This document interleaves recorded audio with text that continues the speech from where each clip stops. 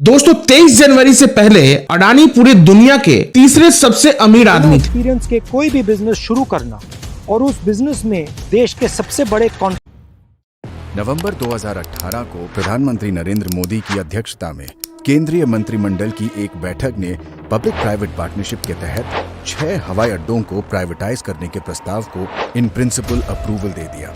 फरवरी 2019 में सरकार के नजदीकी अडानी समूह को पीपीपी मॉडल के तहत लखनऊ, तिरुवनंतपुरम, जयपुर, अहमदाबाद, मैंगलोर और गुवाहाटी में 6 हवाई अड्डों के विकास, संचालन और रखरखाव का कॉन्ट्रैक्ट मिल गया। ये खबर ध्यान देने वाली इसलिए है क्योंकि अडानी समूह के पास हवाई अड्डों के संचालन या प्रबंधन का कोई पिछला अनुभव था ही नहीं। ये कहानी मित्र काल के कब्जे राज की है।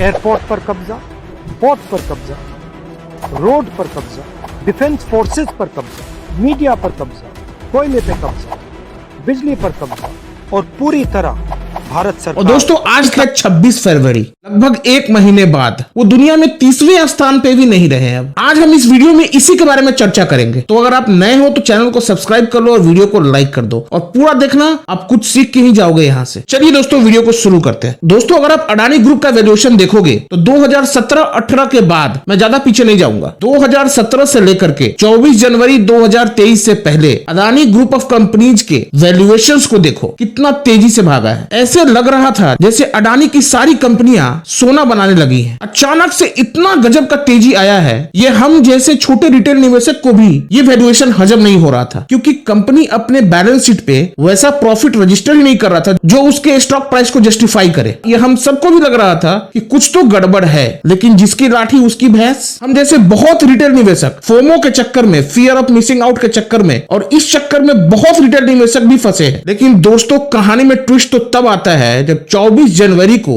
एक विदेश की company Hindenburg research Adani group पे रिसर्च रिपोर्ट लाती है। मैं उस रिसर्च रिपोर्ट के डिटेल्स में नहीं जाऊंगा, मैं लिंक दे देता हूं डिस्क्रिप्शन में, आप प्लीज उसको देख लेना अगर आप डिटेल देखना चाहते हो तो। मैं मोटा मोटी बात बताता हूं। हिंडनबर्ग के उस रिसर्च रिपोर्ट के मुताबिक अडानी ग्रुप की कंपनियां अपने अकाउंट्स में फाइनेंशियल फ्रॉड कर रही हैं। अडानी ग्रुप ऑफ कंपनियां अकाउंटिंग फ्रॉड कर रही हैं। अडानी ग्रुप के फैमिलीज पे भी ये आरोप लगा कैसे फॉरेन में सेल कंपनियां बना के अडानी ग्रुप ऑफ कंपनीज के स्टॉक को मैनिपुलेट करके उसको पंप करके आर्टिफिशियली ऊपर लेके जाया जा रहा है। टोटल 88 वैलिड क्वेश्चन पूछा था हिंडनबर्ग रिसर्च ने अडानी ग्रुप से। उसके बदले 413 पन्ने के जवाब में और उस जवाब में कोई कंक्रीट आंसर नहीं मिला। दोस्तों ये मामला सुप्रीम कोर्ट में अंडर इन्वेस्टिगेशन है। दोस्तों अडानी ग्रुप हिंडनबर्ग से लड़ने के लिए यूएस में एक बड़े लॉ फॉर्म से बात भी कर रही है। दोस्तों उस रिपोर्ट में हिंडनबर्ग ने यह भी आरोप लगाया था कि अगर उनके सारे इन्वेस्टिगेशन को दरकिनार कर दिया जाए तो भी अडानी ग्रुप ऑफ कंपनीज के जो फाइनेंशियल फंडामेंटल्स है वो उसके स्टॉक प्राइस को जस्टिफाई नहीं करते और 85% डाउनसाइड टारगेट उन्होंने दिया था और वो हमें होते हुए भी दिख रहा है। तो इसका मतलब ये हुआ कि मार्केट और अडानी ग्रुप के इन्वेस्टर्स कहीं ना कहीं हिंडनबर्ग के रिपोर्ट को ज्यादा तवज्जो दे रहे हैं। दोस्तों अब ऊंट किस करवट बैठता है ये तो वक्त बताएगा। इस लड़ाई में अडानी जीतता है या हिंडनबर्ग रिपोर्ट जीतता है ये तो वक्त बताएगा। दोस्तों पॉइंट ये है कि अडानी ग्रुप की कंपनियों में 13 लाख करोड़ का घाटा हुआ है। दोस्तों ये लॉस सिर्फ अडानी ग्रुप का नहीं है, ये देश का भी लॉस है कहीं ना कहीं। दोस्तों हिंडनबर्ग एक यूएस की रिसर्च फर्म है, अगर